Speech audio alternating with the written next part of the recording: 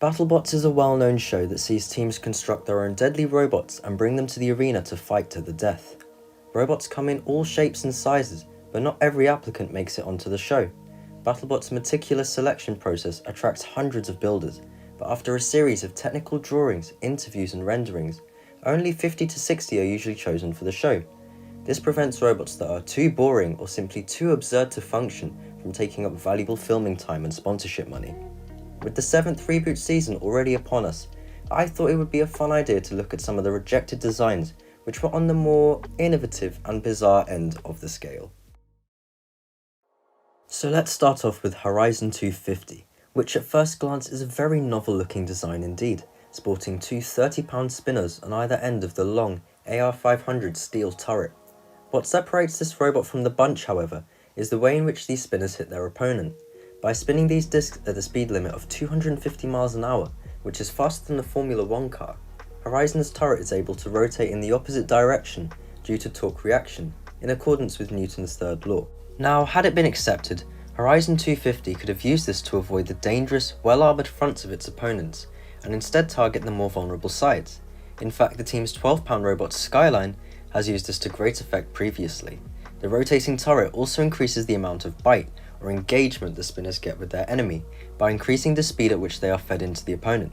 So even though it has two smaller spinners, it can still pack a big punch. Sadly, Horizon 250 was rejected from the 2021 season, which is a shame because it puts an interesting twist on a fairly classic weapon, the horizontal spinner. It would have also made use of the same tried and tested wheels as BattleBots All-Star Tantrum and the same weapon motors as fan favourite Hypershock. But the story of Horizon 250 is by no means over. In fact, it's just beginning. A heavily upgraded version of the concept, known as Horizon 2022 for obvious reasons, is set to appear in the upcoming edition of the show. As we can see in this footage, Horizon 2022 makes use of the same weapon concept, but contains several visible upgrades, such as the self-righting component on top. Combine this with a team full of experience, and we could have a contender on our hands. Now we make our way to the United Kingdom, where we can find Broadside. Now, Broadside is a bit of a rarity in robot combat, because had it been accepted into the 2021 season, it would have wielded a cannon capable of firing 3 to 5 metal slugs straight into the faces of its opponents at up to 250 miles an hour. Projectile weaponry has always been put under heavy safety restrictions by BattleBots. In the original run of the show, they were banned altogether. As a result, only 1 or 2 such robots have ever featured on the reboot of the show, the most notable of which is Double Jeopardy. As to be expected, it's always had limited success.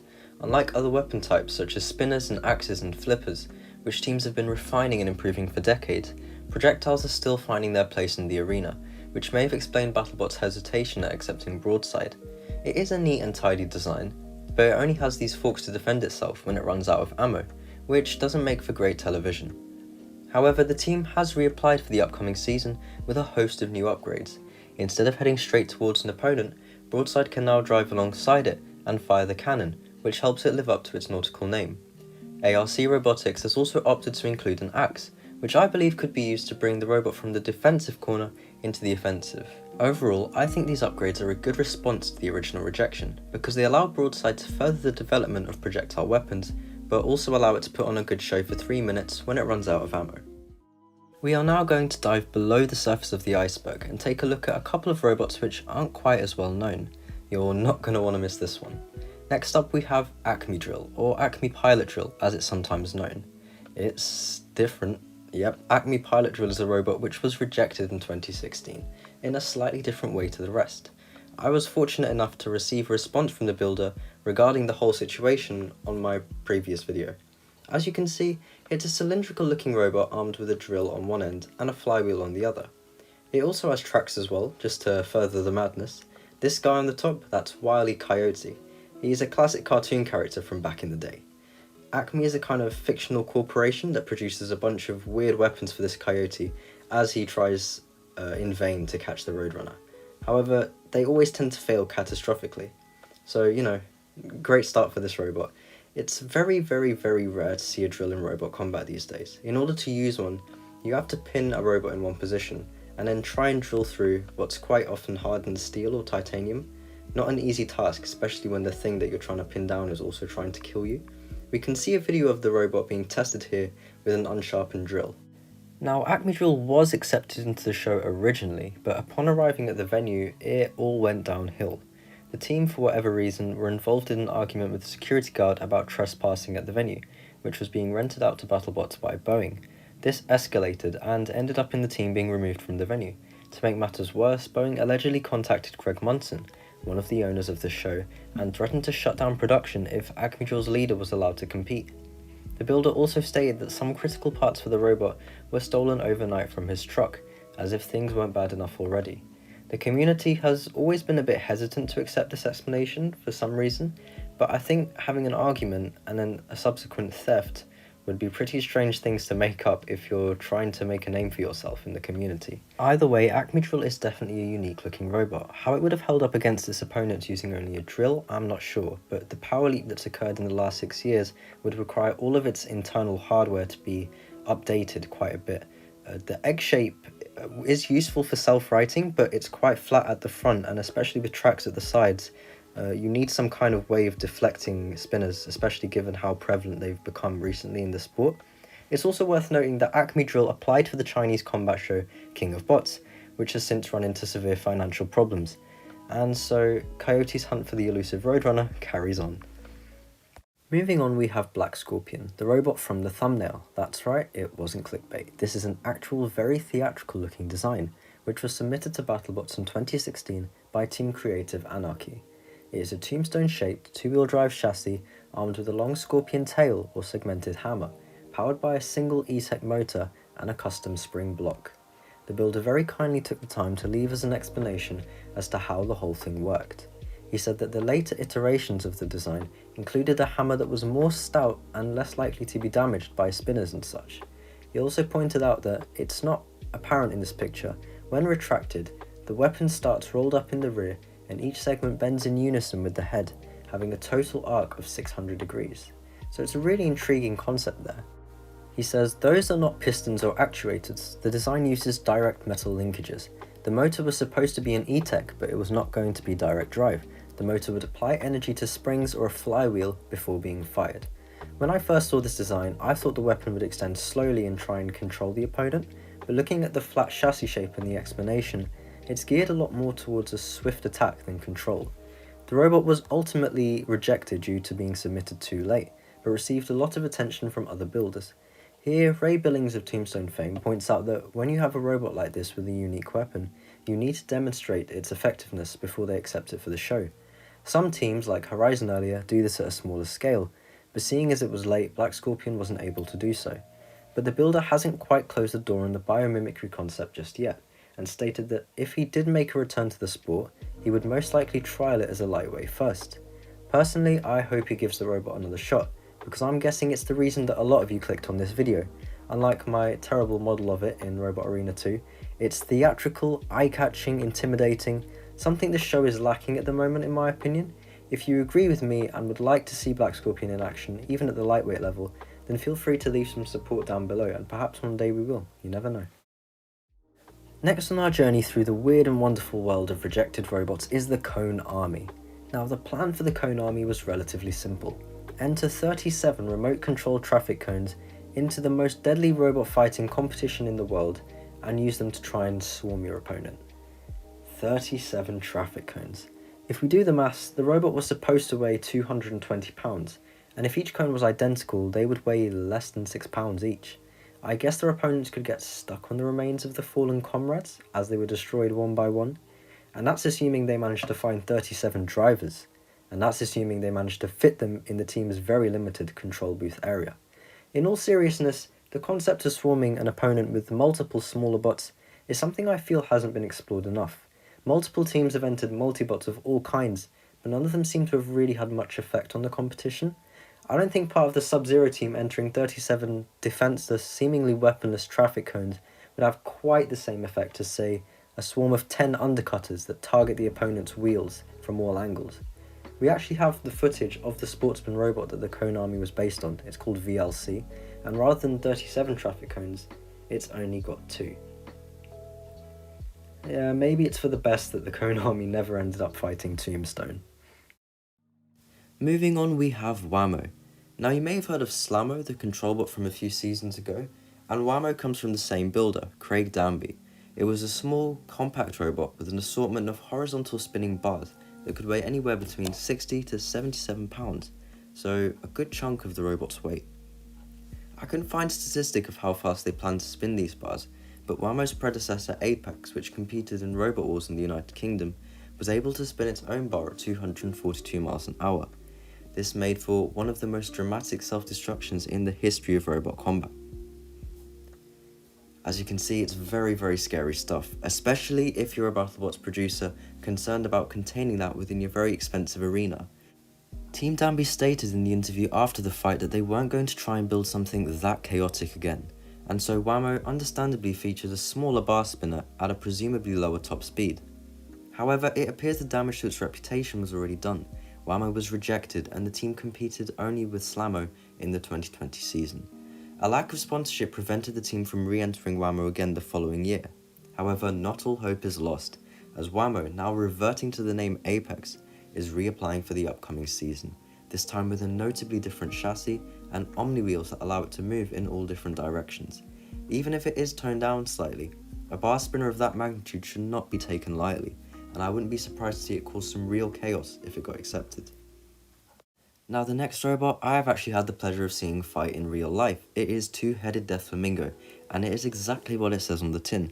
It is a two-wheel drive mild steel chassis covered in high-density polyethylene, and its weaponry consists of two flamingo heads that repeatedly pummel its opponents until they die.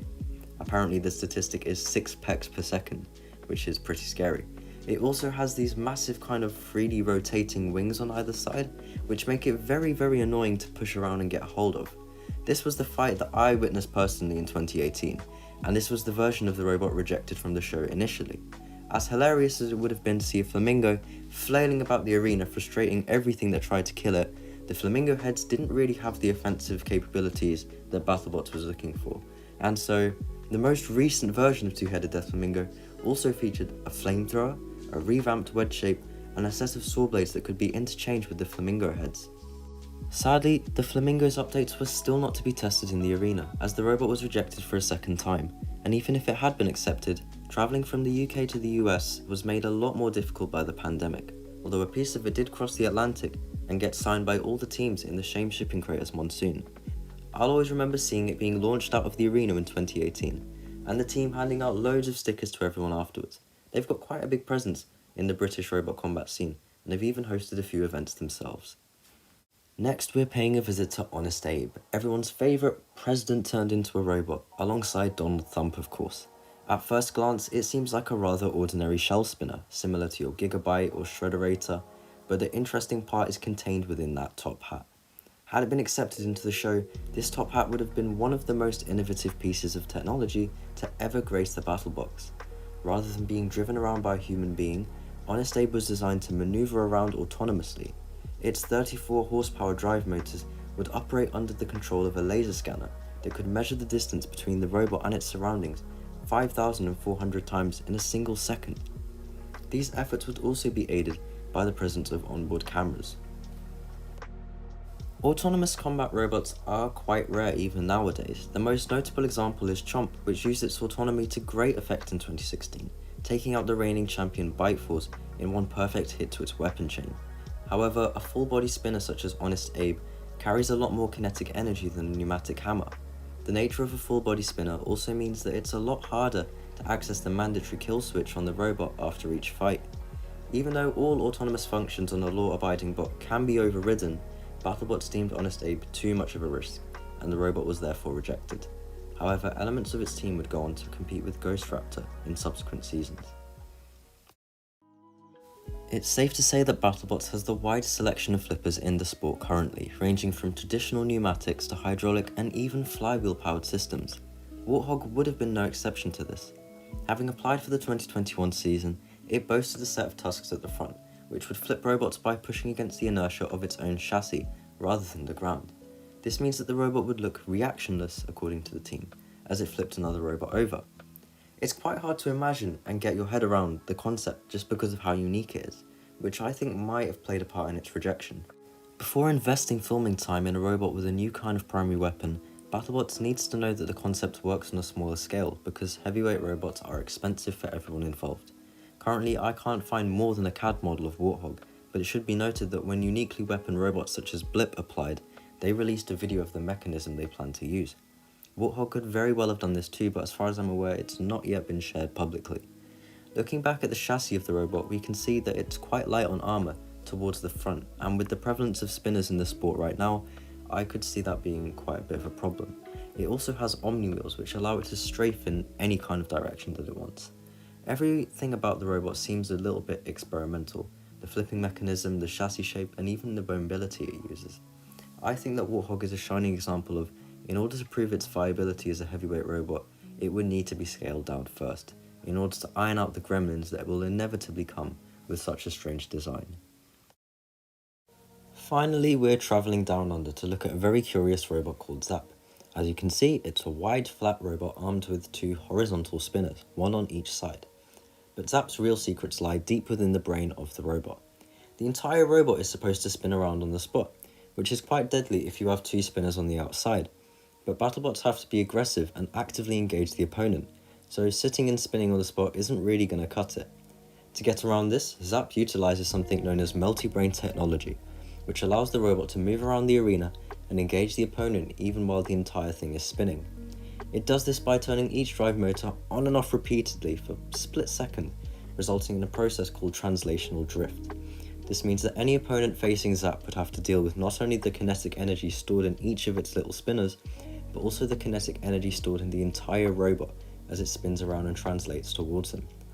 This concept is extremely clever and fairly common in the lower weight classes. Ben Hayton, the designer of Zap, has himself been developing a beetle-weight dual-spinner multibrain and has several videos detailing the journey. Sadly, perhaps due to the rarity of multibrain spinners at the heavyweight level, Zap was rejected for the 2022 season, not for the first time. BattleBots has also greatly reduced the number of international teams in its World Championship, and we know at least one Australian spot is likely to be taken by Death Roll due to its prestige in the sport. I've heard rumours of a BattleBots live show being planned that has no selection committee or anything like that, it's just literally turn up and fight. So maybe that could be Zap's testing ground, because we'd love to see it in the arena soon. This has been quite a journey through the lesser known side of BattleBots. Thank you very much for watching if you stayed this far. I hope you enjoyed the video and I hope everyone kind of learned something new about the show, because I certainly did when I was researching for the video. I realise I have been quiet for more than a year. I do apologise for this. I've just been taking some time away. It does take a long time to make these videos, so I hope this one makes up for it anyway. And obviously I have to address as well, that last video of mine, it absolutely blew up. It's got about over 3 million views now, and it brought over 8,000 subscribers to the channel and counting. So welcome everyone, to all the new people if you've stayed this far. Wow, I'm blown away by the support that video got. To everyone who liked and commented, or even if you didn't do that and you just watched, I don't know what I did that made that video so special and so successful, but it's unbelievable, honestly. I'm still taking it in. So thank you everyone for watching, and I'll see you next time.